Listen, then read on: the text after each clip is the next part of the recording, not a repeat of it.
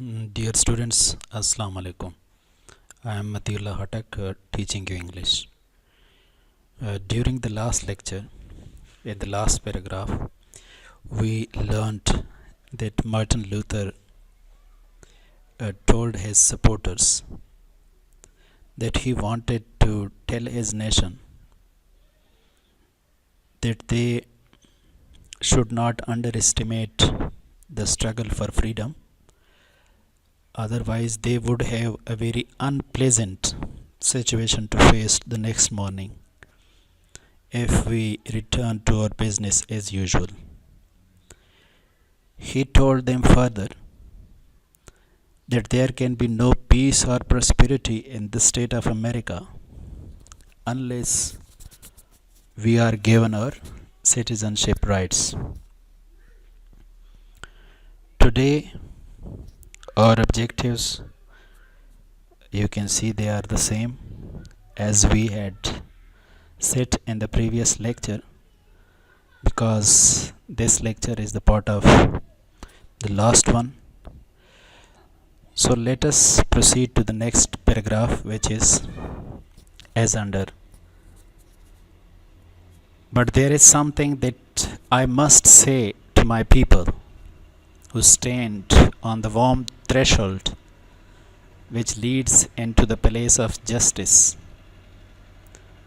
In the process of gaining our rightful place, we must not be guilty of wrongful deeds. Let us not seek so to satisfy our thirst for freedom by drinking from the cup of bitterness and hatred. We must forever conduct our struggle on the high plane of dignity and discipline. We must not allow our creative protest to degenerate into physical violence. Again and again, we must rise to the majestic heights of meeting physical force with soul force. The marvelous new militancy which has engulfed the Negro community must not lead us to a distrust of all white people, for many of our white brothers, as evidenced by their presence here today, have come to realize that their destiny is tied up with our destiny, and their freedom is inextricably bound to our freedom. We cannot walk alone. After going through the paragraph, students, you must have realized one thing quite clearly, that he wants to direct the attention of his supporters to a very important aspect of this struggle, the struggle for freedom. And that thing which he emphasizes upon is to not to challenge the law and order situation of the country. He warns them. He tells them with a lot of emphasis that they should not challenge the law and order situation in the country. So they should continue their struggle. It is not a bad thing to do. They should keep their struggle continue, but they should keep one thing in mind all the time. And what is that thing? Not to go against the law of the country. If they go against the law of the country, it means they are doing something very bad. Their protest will not be a creative protest, as he said here in the middle of this paragraph, that our protest is a creative protest. We should not degenerate it into physical violence. Physical violence means, if we discuss the important expressions, difficult words, expressions, physical violence means destruction. If we resort to destruction, it means we are going to lower the position, lower the status of our struggle. Degenerate means lower the position. As our protest is creative protest, we want to make a society. We are not going to destroy something. We are not going to destroy this society. We want to make this society stand on its foot. So we should not degenerate it. If any one of you tried to go from the right path, it would mean the right. What is the right path? The right path is that they should not against the law of the country.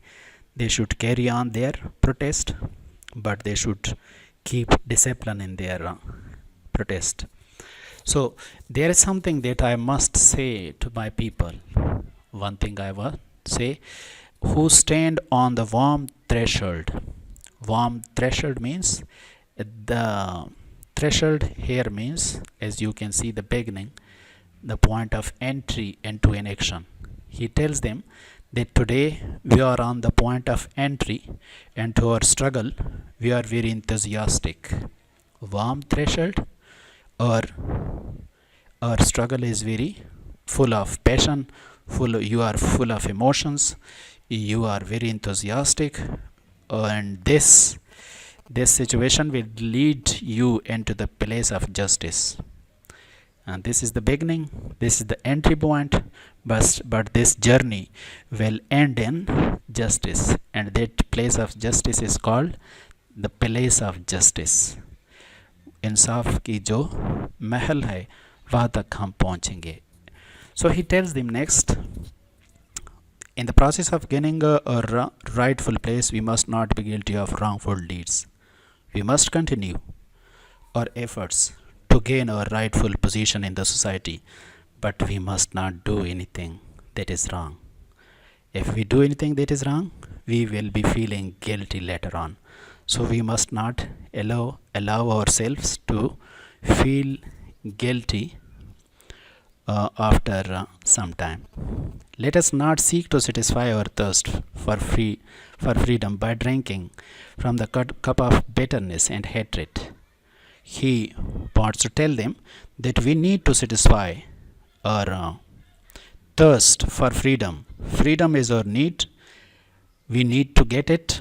We must satisfy our thirst for this freedom, but we should not drink from the cup of bitterness and hatred. We should not spread bitterness and hatred. Cup of bitterness and hatred is an idiom which means that we should not create hatred and bitterness, unpleasant feeling among other members of the society. We must forever conduct our struggle, continue our struggle forever. It is our right to continue our struggle for a period of time, but we should continue it on the high plane of dignity and discipline. But there should be discipline in our lines. We need to continue our struggle for this freedom, which is very sweet to us, but we should continue it on high dignity, on high plane of dignity. There should be dignity and there should be discipline in our lines. We must not allow our creative protests. So as I told you about it, that we should continue our protest, but it should not be lower in its position if we resorted to destruction. Again and again, we must rise to the majestic heights of meeting physical force with the soul force. So he is telling them each time, again and again, each time, we must rise. We should try to achieve majestic heights, great heights, the highest points.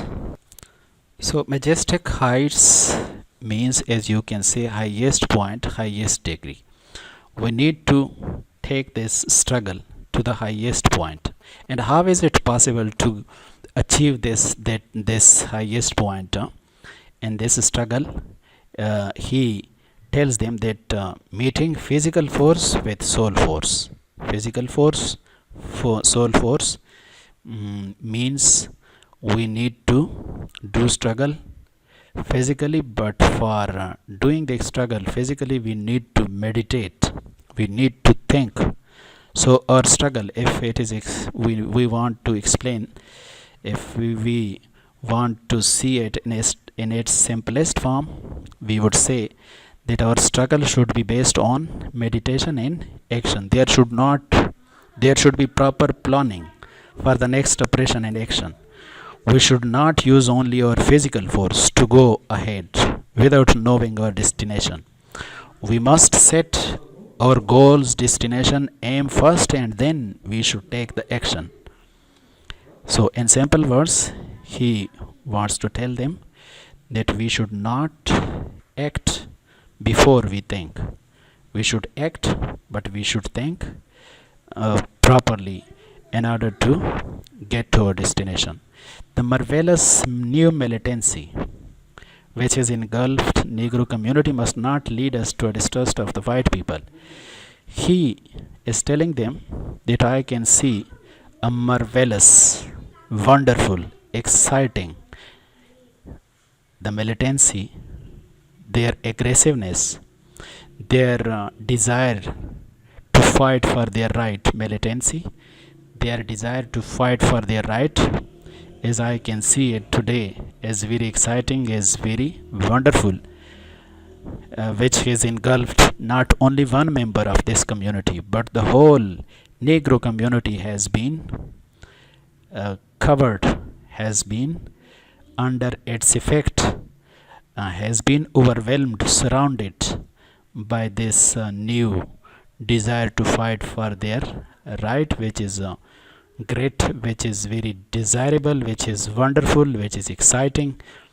So this should not lead them to a distrust. We should not lose the trust of all white people. The white people, all of them, are not against the fact that we should be given our rights. As you can see, some of them are present over here with us in this protest, and they want that we should be given our rights. So we should not make them lose their trust in our struggle, which we have continued for our rights. For many of our white brothers, as evidenced by their presence here today, he tells them that you can see among you that white brothers, the white people are also present, evidenced by their presence today. They are present here today. They have come to realize that their destiny, that their fate, their luck is tied up with our destiny. And their freedom is inextricably means inseparably. It cannot be separated. Inextricably, that cannot be separated. He wants to tell them that their fate is strongly bound with our fate. If we are free, they are free. If they are free, it means we are free. So our fate is strongly bound to each other. We cannot walk alone. So they know that they cannot progress alone, and we cannot progress alone. If we can progress, we should make this progress collectively. So in this paragraph, he continues with the same passion and the same tone, and he tells them, and as we walk, we must make the pledge that we shall march ahead. We cannot turn back. There are those who are asking the devotees of civil rights, when will you be satisfied? We can never be satisfied as long as the Negro is the victim of the unspeakable horrors of police brutality. We can never be satisfied as long as our bodies, heavy with the fatigue of travel, cannot get lodging in the motels of the highways and the hotels of the cities. We cannot be satisfied as long as the Negro's basic mobility is from a smaller ghetto to a larger one. We can never be satisfied as long as a Negro in Mississippi cannot vote and a Negro in New York believes he has nothing for which to vote. No, we are not satisfied and we will not be satisfied until justice rolls down like water and righteousness like a mighty stream. I'm not unmindful that some of you have come here out of great trials and tribulation. Some of you have come fresh from narrow jail cells. Some of you have come from areas where your quest for freedom left you battered by the storms of persecution and staggered by the winds of police brutality. You have been the veterans of creative suffering. Continue to work with the faith that unearned suffering is redemptive. So he exhorts them, he tells them with a lot of emphasis upon this point that we need to continue this struggle, we need to carry on this struggle without turning back. We should not turn back. If we turn back, it would be something bad for us. Maybe we start think that we have achieved our goal, we have done a lot. We should not turn back. We should look forward and carry on our struggle. So for this purpose we need to make a formal promise that we shall not turn back. None of us is going to leave this march, this struggle. We are here together, we shall go forward together, and we shall never go away from each other. This should be our aim. This should be our promise to this struggle. There are those who are asking the devotees of civil rights. Devotees means, as you can say, a staunch follower of a cause. So the supporters may be called devotees. Civil rights devotees are being asked again and again by some people. They are putting this question to them: when will you be satisfied? When will you become satisfied? So I want to tell them that we can never be satisfied. As long as the Negro is the victim of unspeakable horrors of police brutality. Brutality means oppression. They are under the oppression of police. So we cannot be satisfied as long as the Negro, the black, the colored people, unspeakable horrors that we cannot speak of, such horrifying condition, such terrifying condition by police that have meted out to them in the past years. Unless they come to end, we cannot be satisfied. We can never be satisfied as long as our bodies heavy with the fatigue of travel. Fatigue, as you can see, exhaustion, overtiredness. Fatigue when you are tired extremely. Why are they tired extremely? Because they were not allowed to sit in the buses and the national the transport of their country. They were not allowed to sit. So they used to walk on foot from one place to another place.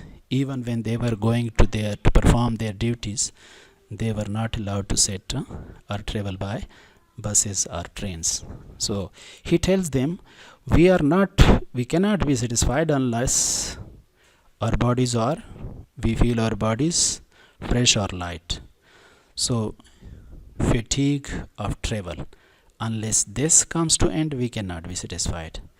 We cannot get lodging in the motels of the highway and the hotels of the cities. Lodging, a place to live, a place to stay. So they were not allowed. Motels are those hotels which are built along the highway, along the roads. And hotels, they are in the cities. They are bigger as compared to hotels. So they were not allowed to get any place for living in the motels as well as in the hotels. He wants to tell them, we will be satisfied only if we are given a place to live in the hotels and the motels of the country. He further tells them, we cannot be satisfied as long as the Negro basic mobility is from one smaller ghetto to a larger one. They were only allowed, as I should tell you, They were only allowed to live in the slum areas. Slum areas are those unpleasant area in the surrounding of a city, which are usually, we call it Kachi Abadi, where only poor or minority may be allowed to live. So these are slum areas, unpleasant area in the surrounding of a city. They were only allowed to live in those areas. They were not allowed to live in the city.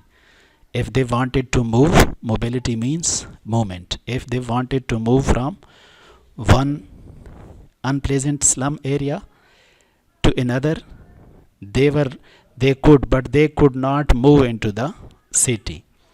So he tells them we should be given these are the basic rights, these are the civil rights that he is counting over here. That these rights should be given to us as well, as are enjoyed by any citizen of this state.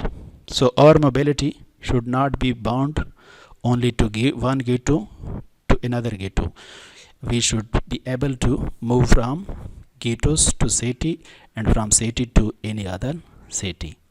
So we cannot be satisfied as long as a Negro in Mississippi cannot vote. We should be given Mississippi, a state where majority of the people is black people, and they should be given their right to vote. In New York, he tells them that in New York he has nothing for which to vote. That black or Negro or colored people living in New York should have this proud feeling that he has the right to vote. No, we are not satisfied, and we will not be satisfied until justice rolls down like water. Rolls down like water should be very common, should be in abundance. Justice should be given to each and every member of the society. And righteousness, what is right? Like a mighty stream, it should be flowing like a mighty stream. It means it should be present everywhere. Everyone should be given this right to be treated like a human being. Next, he tells the crowd that I am not unmindful. Not unmindful means that I am careful. That some of you have come here out of great trials and tribulation. There were some people in that crowd who had just come out of jail. They were released from jail.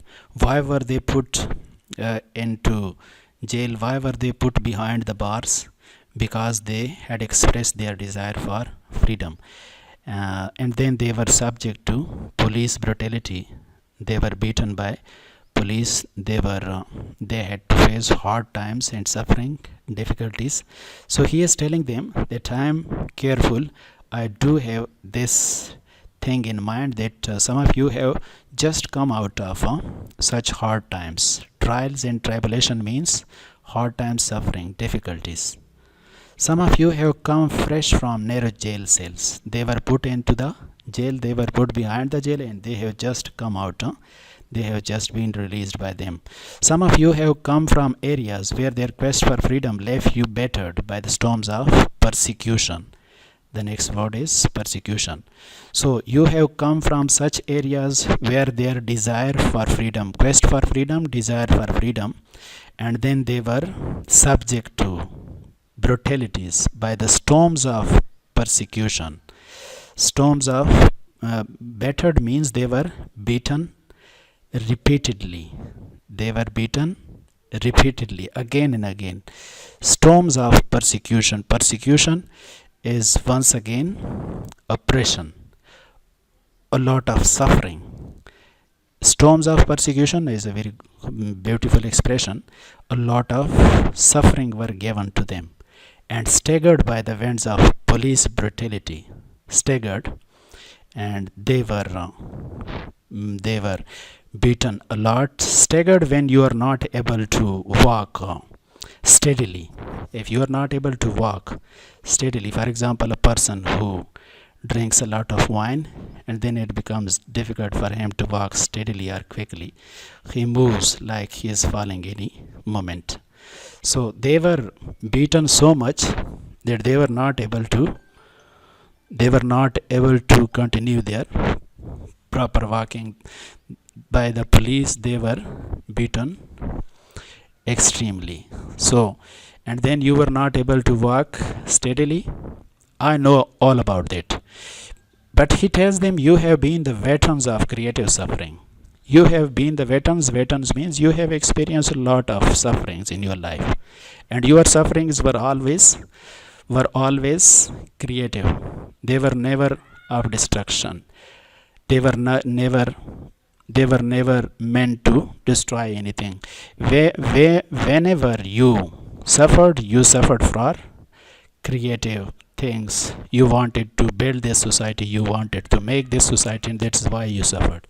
So I want you to continue with the faith. You should have this faith, and with this faith you should continue your struggle. That unearned suffering is redemptive. Redemptive means very clear, purifies the soul. Redemptive are such suffering which purify your soul. निजात दहिंदा, sufferings को क्या कहते हैं? मुश्किलात को जो आपको निजात दे, जो आपको आज़ादी दे. So we are facing this suffering without any cause, unearned. We are suffering this difficulty without any cause, and you will see they will purify your soul, they will make your soul great, and you will achieve your goal in the end. So in the next few lines he expresses his extreme desire, his hope that one day you will see that the situation will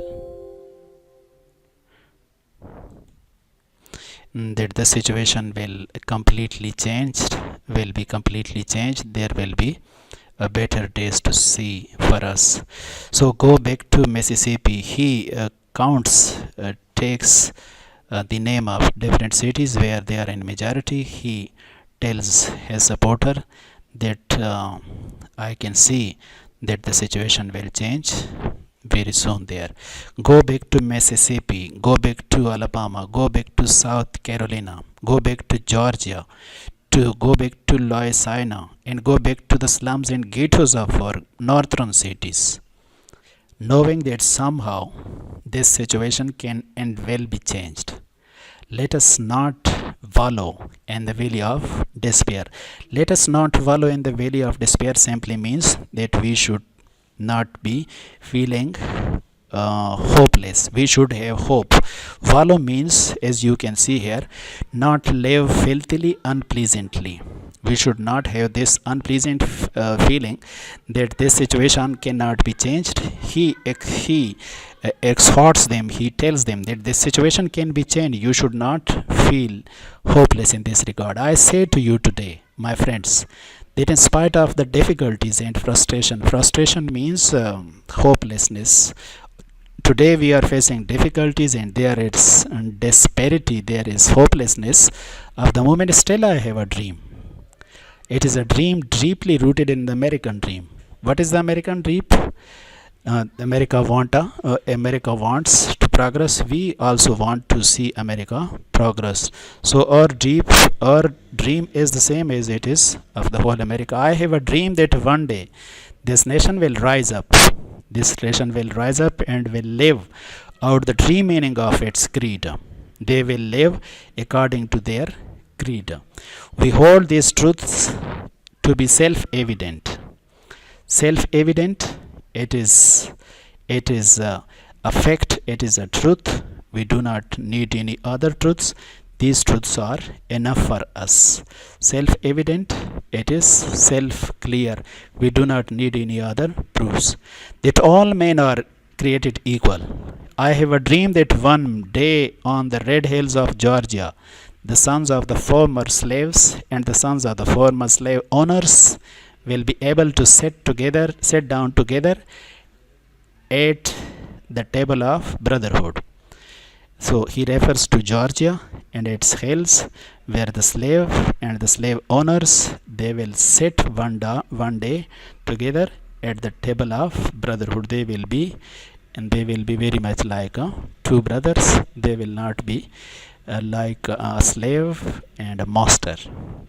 I have a dream that one day even the state of Mississippi, a desert state, so remember about Mississippi, it is a desert state, sweltering, which is burning with the heat of injustice, with a lot of injustice and oppression done to the black people, will be transformed, it will change into an oasis of freedom and justice. Oasis, a fertile piece of land in a desert, is called oasis. A fertile piece of land in a desert is called oasis.